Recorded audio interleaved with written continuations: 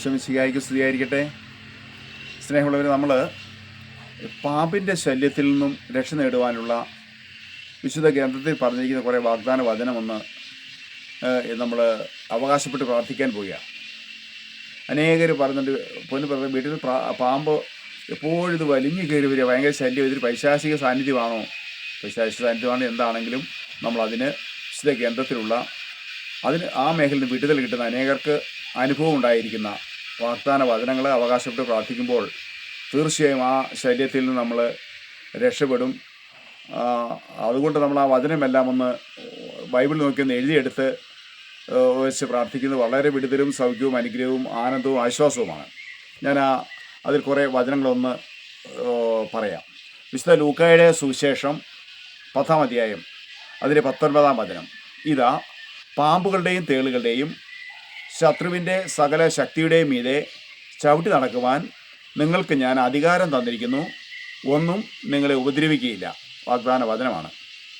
വീണ്ടും മർക്കോസ് സുവിശേഷം 16-ാം അധ്യായം അതിൻ്റെ 17-ഉം 18-ഉം വചനങ്ങൾ. വിശ്വസിക്കുന്നവരുടെ കൂടി അടയാളങ്ങളുണ്ടാകും, അവർ എൻ്റെ നാമത്തിൽ പിശാചുക്കളെ ബഹിഷ്കരിക്കും. വിശ്വസിക്കുന്നവരുടെ അടയാളങ്ങളുണ്ടാകും, അവർ എൻ്റെ നാമത്തിൽ പിശാചുക്കളെ ബഹിഷ്കരിക്കും, പുതിയ ഭാഷകൾ സംസാരിക്കും, മാരകമായ എന്ത് കുടിച്ചാലും അത് അവരെ ഉപദ്രവിക്കുകയില്ല. വീണ്ടും നമ്മൾ 91-ാം സങ്കീർത്തനം അതിൻ്റെ 13-ാം വചനമാണെന്ന് ധ്യാനിക്കുന്നത്. സിംഹത്തിൻ്റെയും അണലുടെയും മേൽ നീ ചവിട്ടി നടക്കും, യുവസിംഹത്തെ സർപ്പത്തെ നീ ചവിട്ടി മെതിക്കും. ഉൽപ്പത്തി പുസ്തകം 3-ാം അധ്യായം അതിൻ്റെ 14-ാം വചനം. ദൈവമായ കർത്താവ് സർപ്പത്തോട് പറഞ്ഞു, ഇത് ചെയ്തതുകൊണ്ട് നീ എല്ലാ കന്നുകാലികളെയും വന്യമൃഗങ്ങളെയും ഇടയിൽ ശപിക്കപ്പെട്ടവനായിരിക്കും. നീ മണ്ണിൽ ഇഴഞ്ഞു നടക്കും, ജീവിതകാലം മുഴുവൻ നീ പൊടി തിന്നും. ഉൽപ്പത്തി പുസ്തകം 3-ാം അധ്യായം 15-ാം വചനം. നീയും സ്ത്രീയും തമ്മിലും നിന്റെ സന്തതിയും അവളുടെ സന്തതിയും തമ്മിലും ഞാൻ ശത്രുതയുളവാക്കും, അവൻ നിന്റെ തല തകർക്കും. സങ്കീർത്തനങ്ങൾ 91:3. അവിടുന്ന് നിന്നെ വേടൻ്റെ കെണിയിൽ നിന്നും മാരകമായ മഹാമാരിയിൽ നിന്ന് രക്ഷിക്കും. വെളിപാട് പുസ്തകം 12-ാം അധ്യായം 7-ഉം 8-ഉം വചനങ്ങൾ. അനന്തരം സ്വർഗത്തിലൊരു യുദ്ധമുണ്ടായി. മിഖായേലും അവൻ്റെ ദൂതന്മാരും സർപ്പത്തോട് പോരാടി. സർപ്പവും അവൻ്റെ ദൂതന്മാരും എതിർത്ത് യുദ്ധം ചെയ്തു. എന്നാൽ അവർ പരാജിതരായി. അതോടെ അവർക്ക് സ്വർഗത്തിൽ ഇടമില്ലാതായി. എന്ന് പറഞ്ഞാൽ അത് ഈ പ്രാർത്ഥന ചെല്ലുമ്പോൾ അത് സ്വയം ബഹിഷ്കരിക്കപ്പെട്ട് പുറന്തള്ളപ്പെടുകയാണ് ഈ പാമ്പും പൈശാചിക സാന്നിധ്യവും. വീണ്ടും റോമർ ലേഖനം 16-ാം അധ്യായം അതിൻ്റെ 20-ാം വചനം. സമാധാനത്തിൻ്റെ ദൈവം ഉടൻ തന്നെ പിശാചിനെ നിന്റെ കാൽ കീഴിലാക്കി തകർത്ത് കളയും. സങ്കീർത്തനങ്ങൾ 140 അതിൻ്റെ 3-4 വചനങ്ങൾ. അവർ തങ്ങളുടെ നാവ് സർപ്പത്തിൻ്റെ നാവ് പോലെ മൂർച്ചയുള്ളതാക്കി, അവരുടെ അധരങ്ങൾക്ക് കീഴിൽ അണലി വിഷമുണ്ട്. കർത്താവേ, ദുഷ്ടരുടെ കൈകളിൽ നിന്നും എന്നെ കാത്തുകൊള്ളണമേ, എന്നെ വീഴിക്കാൻ നോക്കുന്ന അക്രമികളിൽ നിന്നും എന്നെ രക്ഷിക്കണമേ. ലേവ്യരുടെ പുസ്തകം 26-ാം അധ്യായം അതിൻ്റെ 6-ാമത് വചനം. ഞാൻ നിങ്ങളുടെ നാട്ടിൽ സമാധാനം സ്ഥാപിക്കും, നിങ്ങൾ സ്വൈര്യമായി വസിക്കും, ആരും നിങ്ങളെ ഭയപ്പെടുത്തുകയില്ല. ഞാൻ നാട്ടിൽ നിന്നും ദുഷ്ടമൃഗങ്ങളെ ഓടിച്ചു കളയും, നിങ്ങളുടെ ദേശത്തു കൂടി വാൾ കടന്നു പോകുകയില്ല. വീണ്ടും ഉൽപ്പത്തി പുസ്തകം 1-ാം അധ്യായം അതിൻ്റെ 28-ാം വചനം. ഭൂമിയിൽ ചരിക്കുന്ന സകല ജീവജാലങ്ങളുടെ മേൽ നിങ്ങൾക്ക് ആധിപത്യമുണ്ടായിരിക്കും.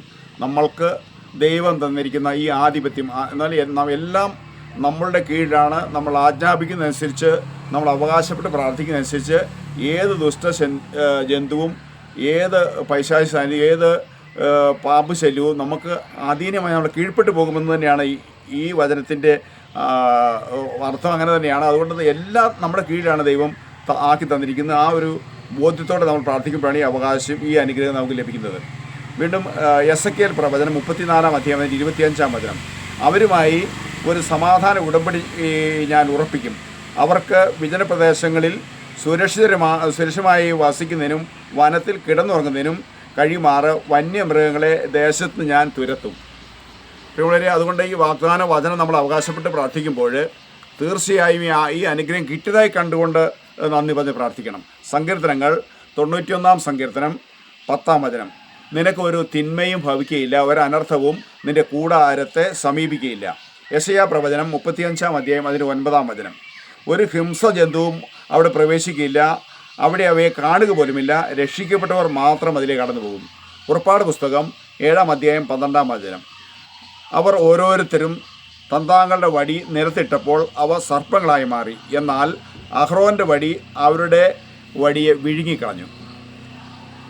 സംഖ്യയുടെ പുസ്തകം 21-ാം അധ്യായം 7, 8, 9 വചനങ്ങൾ. ഇത് നമ്മളുടെ ഇസ്രായേൽ ജനം മരുഭൂമിയിൽ വെച്ച് സർപ്പദംശനമേറ്റ് മരിച്ചു വീഴുന്ന സാഹചര്യത്തിൽ ആ സർപ്പദംശനത്തിൽ നിന്നും രക്ഷപ്പെടാൻ വേണ്ടി മോശയുടെ അടുത്ത് ചെന്ന് അവർ പരാതി പറഞ്ഞപ്പോൾ ആ മോശ ദൈവത്തോട് പ്രാർത്ഥിക്കുന്ന ദൈവം നിർദ്ദേശിച്ചതുപോലെ ചെയ്തപ്പോൾ സർപ്പദംശത്തിൽ നിന്ന് വിടുതൽ കിട്ടിയ വളരെ അഭിഷേകമുള്ള വചനഭാഗങ്ങളാണ്.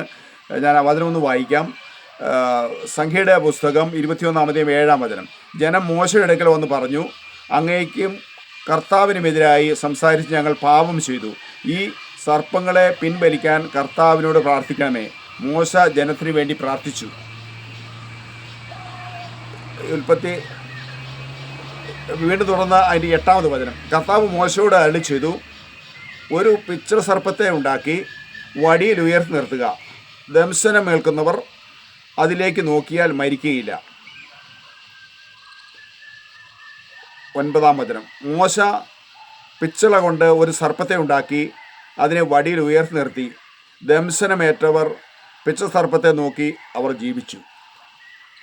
ഈ പിച്ചള സർപ്പത്തെ ഉയർത്തി എന്ന് പറഞ്ഞാൽ അത് ശരിക്കും വടിയിൽ ഉയർത്തി നിർത്തുക എന്ന് പറഞ്ഞാൽ മരത്തിൽ തൂക്കപ്പെട്ട യേശുവിന് സദൃശമാണ്. യേശുവിലേക്ക് നോക്കുന്നവർ ഏത് പൈശാചിക ശക്തികൾ സാന്നിധ്യത്തിൽ നിന്നും ഏത് പാമ്പിൻ്റെയും ഏത് വിധത്തിലുള്ള പ്രതിസന്ധികളിൽ നിന്ന് രക്ഷപ്പെടുന്നതിൻ്റെ സൂചനയാണ് ഇതിൻ്റെ അകത്ത് നൽകുന്നത്.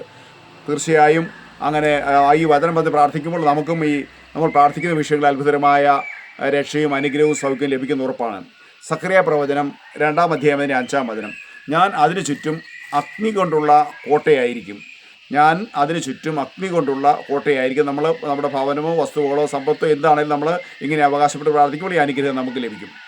വീണ്ടും സങ്കീർത്തനങ്ങൾ 91-ാം സങ്കീർത്തനം അതിൻ്റെ 3-ാം വചനം. അവിടുന്ന് നിന്നെ വേടൻ്റെ കെണിയിൽ നിന്നും മാരകമായ മഹാമാരിയിൽ നിന്ന് രക്ഷിക്കും. സങ്കീർത്തനങ്ങൾ 91 അതിൻ്റെ 6. ഇരുട്ടിൽ സഞ്ചരിക്കുന്ന മഹാമാരിയോ നട്ടുച്ചയ്ക്ക് വരുന്ന വിനാശത്തെയോ നിനക്ക് പേടിക്കേണ്ടതില്ല. വീണ്ടും ജോബിൻ്റെ പുസ്തകം 1-ാം അധ്യായം അതിൻ്റെ 10-ാം വചനം. അങ്ങ് അവനും അവൻ്റെ ഭവനത്തിനും സമ്പത്തിനും വേലി കെട്ടി സുരക്ഷിതത നൽകി. ദൈവത്തിൻ്റെ സുരക്ഷിത വലയത്തിൽ നമുക്കാകണമോ? ദൈവത്തിൻ്റെ സംരക്ഷണയുടെ ആ കരങ്ങളിൽ നമ്മളാകണമോ? ആകണമെങ്കിൽ വിശ്വസിച്ച് ഈ വാഗ്ദാന വചനങ്ങൾ ഈ വചനമെല്ലാം ഈശോ തന്നെയാണ്, ദൈവം ഈശോയാണ്. അതുകൊണ്ട് ഈ വാഗ്ദാന വചനങ്ങൾ നമ്മൾ അവകാശപ്പെട്ട് പ്രാർത്ഥിച്ചാൽ തീർച്ചയായും ഇത് അനേകർക്ക് അനുഭവമാണ്, അനേകരുടെ ജീവിതമാണ്, അനേകർക്ക് വിടുതൽ കിട്ടിയുള്ള വചനങ്ങളാണ്. നമ്മളും ഇത് ഒന്ന് അവകാശപ്പെട്ട് പ്രാർത്ഥിച്ചാൽ നമുക്ക് വിടുതൽ കിട്ടും, അനേകർക്ക് പ്രയോജനം കിട്ടും. അങ്ങനെ ആവശ്യമുള്ളവർക്ക് ഭാരപ്പെടുന്നവർക്ക് ഈ വചനം ഒന്ന് അയച്ചു കൊടുത്ത് സഹായിക്കണം. ഈശോ നമ്മളെല്ലാവരും അനുഗ്രഹിക്കട്ടെ, സംരക്ഷിക്കട്ടെ. ആമേൻ. ഹല്ലേലൂയ.